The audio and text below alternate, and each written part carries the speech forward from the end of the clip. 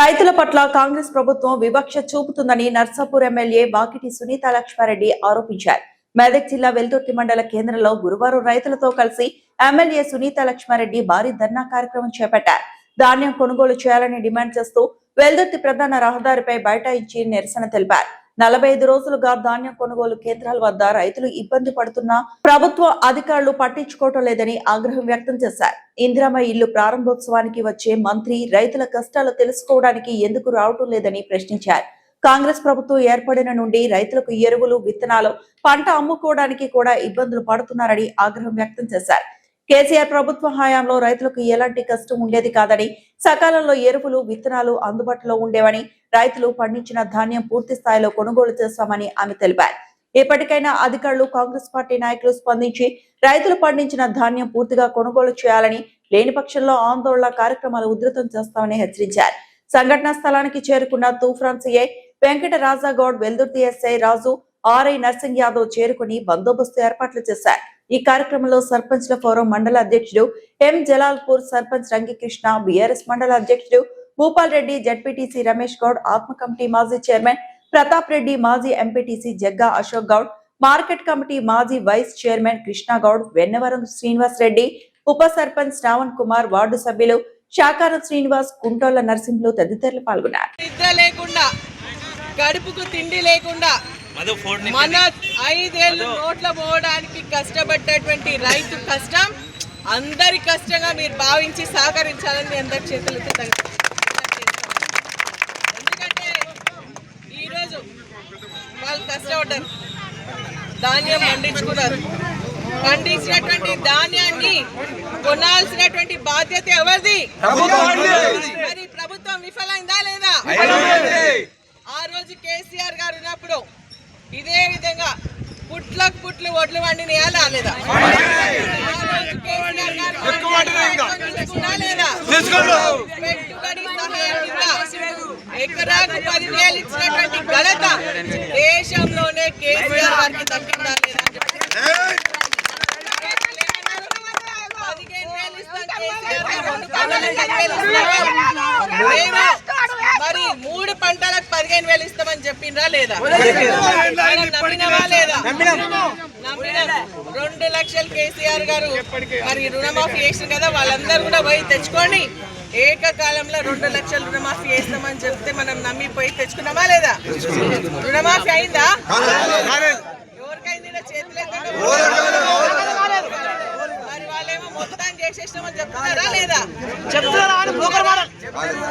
అదే విధంగా మనకి ఈ రోజు పాపం రైతులు కేసీఆర్ గారు ఉన్నప్పుడు మన ఇంట్లో కూర్చొని హాయిగా నిద్రపోయి పంటలు పండించుకున్నాం, ధాన్య కొనుగోలు కేంద్రాలకు తీసుకుపోయినాం, ఆడ అమ్మేసుకున్నాం.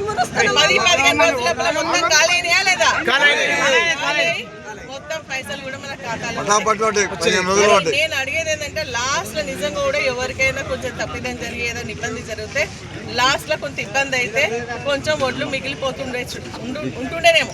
కానీ ఈ రోజు ఈ ప్రభుత్వం, కాంగ్రెస్ ప్రభుత్వం అధికారంలోకి వచ్చిన తర్వాత రైతుల పైన వివక్షతోని రైతు వ్యతిరేక ప్రభుత్వంగా మారి రైతులకు సంబంధించినటువంటి సమస్యలు పరిష్కరించకపోవడం వల్ల ఈ రోజు ఈ సమస్య వస్తుంది. కేసీఆర్ గారు ఉన్నప్పుడు మొన్ననే అంతకుముందు కూడా చెప్పిండు ఏమని, మేము 2 నెలల ముందు నుంచే స్టార్ట్ చేస్తాం, వాళ్ళకి ఎరువులు ఎట్లా రావాలా, విత్తనాలు ఎట్లా రావాలా, మరి అదేవిధంగా రైతు బంధు ఎట్లా వేయాలని చెప్పేసి ఆలోచన చేసి ముందు ప్రణాళిక సిద్ధం చేసుకున్నాం.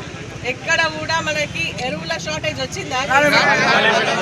ఈ రోజు అధికారంలోకి వచ్చిన తర్వాత ఫస్ట్ అంతకు ముందేమో మనం చెప్పులు పెట్టి బుక్కులు నిలబెట్టి మనం ఆ రోజు మనం ఎరువులు తెచ్చుకున్నాం.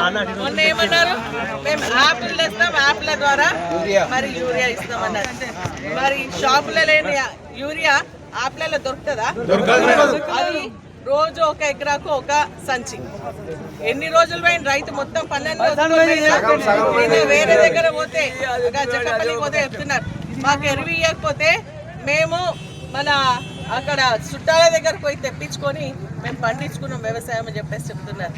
ఇప్పుడు ఇంకా ఎరువులు కేంద్రంలో ఉన్న బీజేపీ ప్రభుత్వం ఎరువుల సంచులు పెంచేస్తుంది. పెంచితే ఆ సంచులు తెచ్చుకొని మనం వ్యవసాయం చేసుకోగలుగుతావా? వీళ్ళేమో వీళ్ళు యాప్లు అమ్ముతారు, వాళ్ళేమో సంచుల మీద పైసలు పెంచుతూనే ఉంటారు. మరి రైతు ఎట్లా బతకాలని చెప్పేసి అడుగుతా ఉన్నారు. ఈరోజు మనం నిజంగా కూడా రైతులు 6 కాలం కష్టపడ్డటువంటి ఈ యొక్క ధాన్యాన్ని తీసుకుపోవాల్సినటువంటి బాధ్యత ప్రభుత్వం పైన ఉంటే రోజు కాంగ్రెస్ పార్టీకి సంబంధించిన మేము అధికారంలో ఉన్నాం, మేము ఇచ్చేస్తాం వచ్చేస్తాం అన్నారా? మరి అదేవిధంగా ఒక మంత్రి చిన్న ఇల్లు కూడా కట్ చేసినందుకు రిబ్బన్ కట్టుకొని కత్తెర పట్టుకొని వస్తున్నటువంటి మంత్రికి ఈ రోజు తీరిక లేదా? రైతుల సమస్య గురించి ఒక్క మీటింగ్ అయినా పెట్టిండ్రా అని అడుగుతా ఉన్నాను.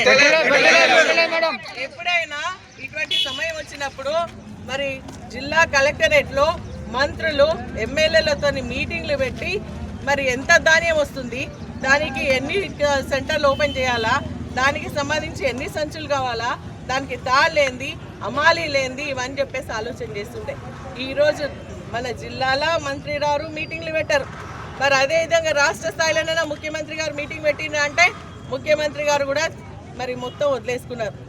అగ్రికల్చర్ మినిస్టర్ మాట్లాడతలేడు, సివిల్ సప్లైస్ మినిస్టర్ మాట్లాడతలేడు, ముఖ్యమంత్రి మీటింగ్లు పెట్టారు. మరి సమస్య ఎట్లా పరిష్కారం అవుతుందని చెప్పేసి అడుగుతా ఉన్నాం. కాబట్టి ఈరోజు మనం డిమాండ్ చేస్తున్నాం ఏంటంటే నెలన్నర రైతులు ఒక్కొక్క సెంటర్లో రైతులు వడ్లు తెచ్చి నిన్న వర్షం పడ్డది. మేము ప్రతిసారి చెప్తాను, నేను దాదాపు నెల రోజుల నుంచి సెంటర్లు తిరుగుతూ ఉన్నాను.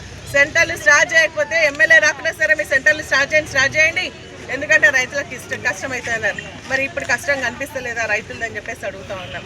మరి రైతులకు సంబంధించినటువంటి ధాన్యం కొనుగోలు చేయాల్సిన అవసరం ఉంది. ఈరోజు తప్పకుండా ఎన్ని మెట్రిక్ల టన్నులు అనినా లాస్ట్కి వస్తే ఇక్కడ ఇప్పుడు ఒక రైతు చెప్పి కేసీఆర్ పుణ్యాన కాళేశ్వరం కడితే కొండపోచవ నుంచి మనకు హల్దీబాగ్లో నీళ్ళు ఇస్తే మేము బాగా వండించుకున్నాం, ఇప్పుడు ఆ ధాన్యం కూడా పోయేటువంటి పరిస్థితి లేదని చెప్పేసి అంటున్నారు. మరి ఈరోజు వర్షం పడితే మొన్ననే మీటింగ్ కూడా పెట్టిన నర్సాపుర్లో ఆర్డీఓలతో, ఎంఆర్ఓలతో, ఐకేపీ సెంటర్స్తో, పిఎస్టీ వాళ్ళతో మీటింగ్లు పెట్టి ఆ రోజు కేసీఆర్ గారు ఎక్కువ ఓట్లు పడినప్పుడు కూడా మనకి స్కూళ్ళు తీసుకున్నారా లేదా? రైతు వేదికలు తీసుకున్నారు, ఎక్స్ట్రా గోడౌన్లు తీసుకున్నారు, పౌల్ట్రీ ఫామ్లు తీసుకున్నారు, ఎక్కువ రైస్ మిల్లు తీసుకొని వాళ్ళందరికీ ఇవ్వడం జరిగింది. మీరు కూడా అట్లా రైతు వేదికలు స్టార్ట్ చేయండి. ట్రాక్టర్లు వస్తే ట్రాక్టర్లు ఉన్న రైతులు తీసుకోండి. లారీలు ఈరోజు ఇప్పుడే చెప్తున్నారు మనకు 37 లారీలు పంపించారు. మనకి 23 గ్రామ పంచాయతీలు ఉన్నాయి. ఒక్కొక్క ఊరికి 2 కూడా రావు. 58 లారీలు రావాలి మన దగ్గరికి, కానీ ఇచ్చింది సగమే. అందుకనే మనకి ఒడ్లు పోతలే. సరే ఈడికెళ్ళి తీసుకొని పోయారు, మరి రైస్ మిల్లర్లకు ఎందుకు దించుకుంటలేరు అనే ఆలోచన లేదా? ఆలోచన చేయాలి కదా.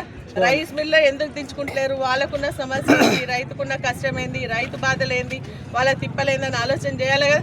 చేసలేదు. అక్కడనేమో 43 కిలోలు తీసుకుంటున్నారు. అవునా? 40 కిలోలకి 3 కిలోలు ఎక్కువ తీసుకుంటారు. వీడికి వచ్చినాక మళ్ళీ 3 కిలోలు, ఒక్కొక్క క్వింటాల్ కి 6 నుంచి 8 కిలోలు కట్ చేస్తారు. అమ్మాలీలు మన మీదనే పడుతున్నాయి, ట్రాన్స్పోర్ట్ మన మీదనే పడుతున్నప్పుడు టార్పలీలను ఇచ్చిన కవర్లు కొంటున్నారు, కానీ మనకు మాత్రం వస్తలేవు. సంచులు లేవు, బాధ లేదంటున్నారు. మరి ఇవన్నీ ముందు ఆలోచన తీసుకునేది కాదా? ఈ రోజు ఇక్కడ వచ్చి మనని లవండి అంటే రైతు కష్టం ఉంది, కడుపు మండుతుంది. మరి మండినప్పుడు రోడ్ల మీదకి ఎక్కకపోతే ఏం చేస్తే ఇంతమంది టెండర్లు ఎవరైనా బయటకు వస్తారా? రైతులు వచ్చి అంటే మనకు కష్టం ఉంది. ఈ రోజు నేను డిమాండ్ చేస్తున్నా ఆడియో కానీ 10 లారీలు తెచ్చియండి. 10 అన్నా ఇంతకు ముందు పోనీ, ఇప్పుడు 10 అన్నా తెచ్చి వందాం. 10 తెచ్చిస్తే మనం ఇడికెళ్ళి వెళ్ళిపోతాం. ఎవరి సెంటర్లకు వాళ్ళు పోతారు.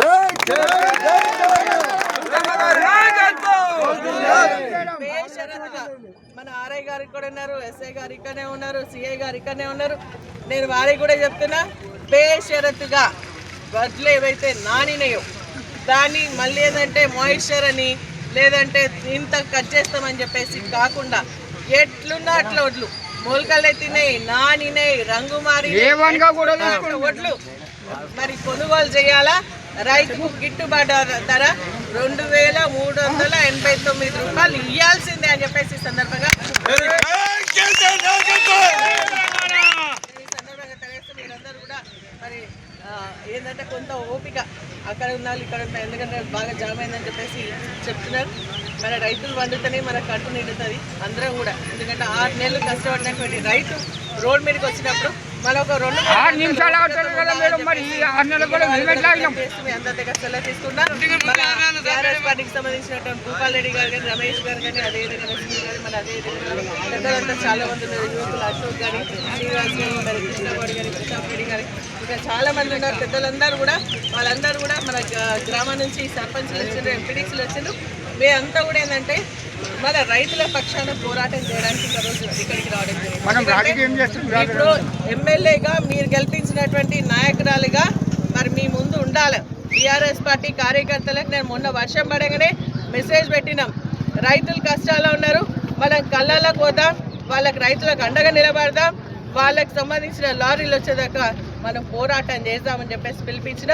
మరి దానికి సంబంధించి ఈరోజు మన మండల నాయకులందరూ కూడా ఏకతాటి పైనకి వచ్చి రైతుల పక్షాన పోరాటం చేయాలని, రైతులు రోడ్డు మీద ఎక్కితే మేము కూడా వాటితో ఉండాలని చెప్పేసి ఆలోచనతో ఇక్కడికి రావడం జరిగింది. తప్పకుండా మన ఓట్లన్నీ పోయేదాకా ఒక మంత్రి ఇస్తాడు. ఇప్పుడు స్టేట్మెంట్ ఏమంటే ఈ నెలాఖరికి 30 తారీఖు మొత్తం సెంటర్లు క్లోజ్ చేయాలట, అమాలీలలో పంపించేస్తారట. మరి ధాన్యం ఏమైతే ఇంకా 3-4 రోజులే ఉంది. మరి ధాన్యం ఎట్టుకోవాలా, రైతులు ఎట్టుకోవాలా, రైతుల కష్టాలు తీర్చే తెలియదు ఈ ప్రభుత్వానికి. అవసరమైతే ఇంకో 200 ఎక్కించి కొనుక్కోండి, కానీ రైతుల పంట మాత్రం కొనకుండా క్లోజ్ చేస్తామంటే మేము తప్పకుండా మీతో పాటు ఉంటా. మొత్తం ప్రతి ఒక్క గింజ కేసీఆర్ గారు ఏదైతే ప్రతి ఒక్క గింజ కొన్నారో అదే విధంగా ప్రతి గింజ కొనే వరకు మేము బీఆర్ఎస్ పార్టీ నాయకులు మీతో ఉంటాం. P.N. Reddy High School, recognized by Government of Telangana. Narsapur Crossroads, District Medak. Classes from nursery to 10th class.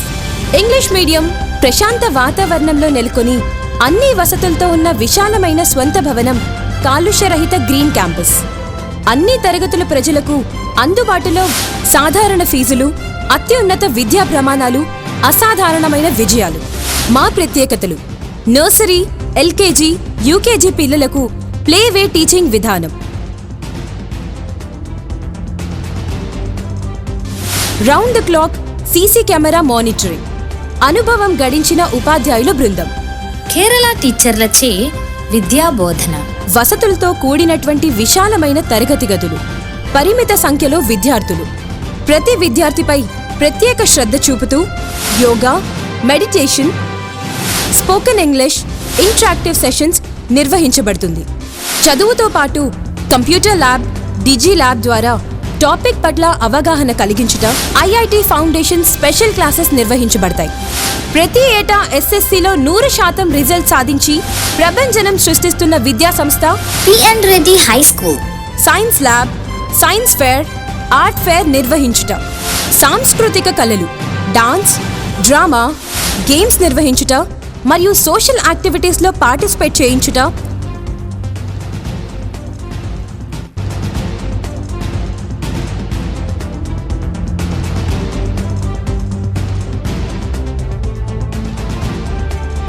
మరియు ఆరోగ్యరీత్యా మినరల్ వాటర్ ప్లాంట్ సదుపాయం, నైపుణ్యం కలిగిన డ్రైవర్స్లచే దూర ప్రాంతం విద్యార్థులకు ట్రాన్స్పోర్ట్ సదుపాయం. అన్ని వసతులు కలిగిన విద్యా సంస్థను దర్శిద్దాం. మన పిల్లల బంగారు భవిష్యత్తుకు చక్కటి పునాది వేద్దాం. అడ్మిషన్లు ప్రారంభమైనవి. ఇతర వివరాలకు సంప్రదించండి.